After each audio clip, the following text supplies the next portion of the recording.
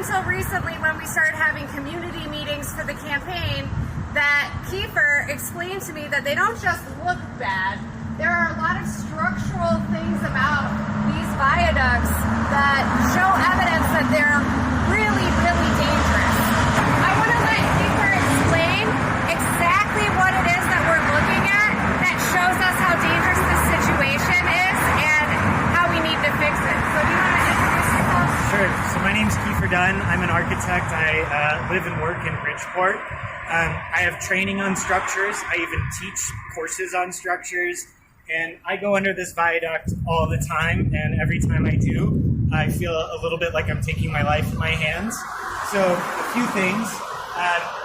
This isn't even one of the worst columns here, but you'll notice that a lot of these columns have been rusted over time. Simply put, when steel is exposed to water, it starts to rust, and that means it starts to deteriorate. And usually, when you paint it, it prevents rusting. But we can see that in a lot of these columns, the damage has already been done. If you look, especially these columns in the middle, you can literally see all the way through them. And I think it's really important to say, too, that we're not cherry picking here. All of the columns under this viaduct are in an extreme state of disrepair. So I think what's most alarming to me as an architect, too, is that if we start to go under here,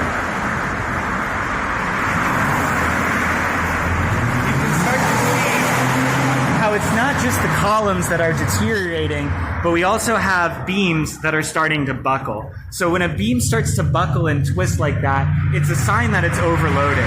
Now, some of that is from the fact that trucks hit this intersection or hit this viaduct once every couple of weeks or so.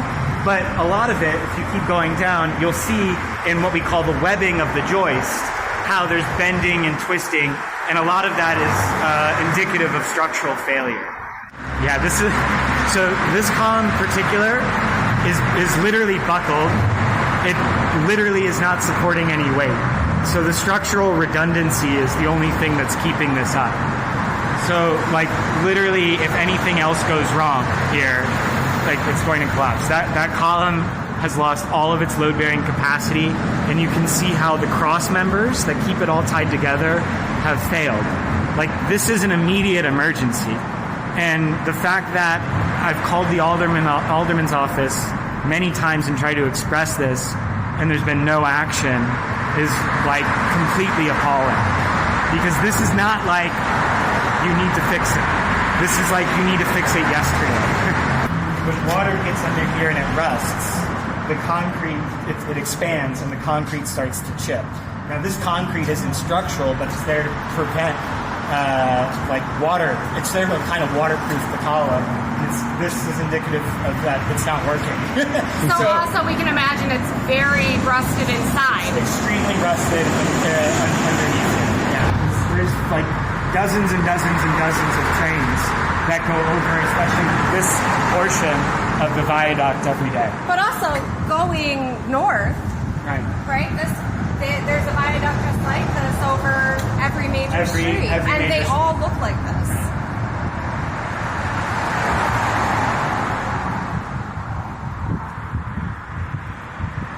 The span of this column is from here to the middle, from the middle to the other side. So, like, literally, if one of these columns fails, then the whole thing is gone. So, safety tip, if you hear a crash and you're in this viaduct, like, try to get in the corner by the wall. By the wall? Yeah. Because it's this part that's going to collapse. Probably. The middle. Things might come this way, but that's your best bet. It's better than trying to run. Yeah, because this wall's not going anywhere. So. Okay. So yeah, that's where we are, folks.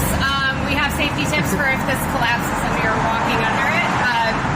Because honestly, it's not clear when any of this would get fixed. Situations like this, where I can literally put my entire hand through the beam, it doesn't take an architect or an engineer to know that this is not how it should be. And so, I've called the alderman repeatedly about this. I've made complaints to the Illinois Commerce Committee, I think, and we've never seen any action. A few years ago, they repainted this but as I just described, the damage has already been done. Repainting this is not going to solve the problem.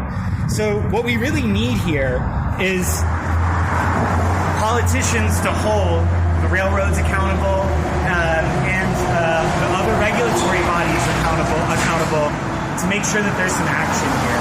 Because it's really confusing who owns the railroad. It's super unclear who actually owns this viaduct and is responsible for maintenance.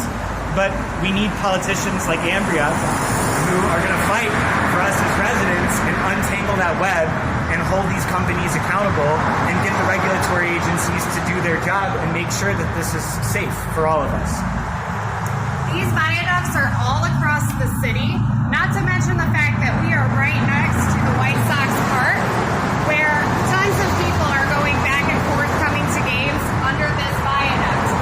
Union Pacific or Metro, whoever ends up being accountable depending on the viaduct, they're going to try to fix one or two here and there. They're going to try to do it over the course of many years. But this viaduct right here that we're looking at isn't special. If you go to any railroad viaduct in this city, you're going to see the same alarming conditions. So I want you to click the link that's with this video. I want you to check and see if your alderman has signed on to sponsor this resolution to get this hearing with Union Pacific. And if they haven't, you need to call, you need to email, you need to stop into the office and let them know how important it is that they sign on to this, because this is a problem that needs to be fixed now. The only way we're going to be able to do that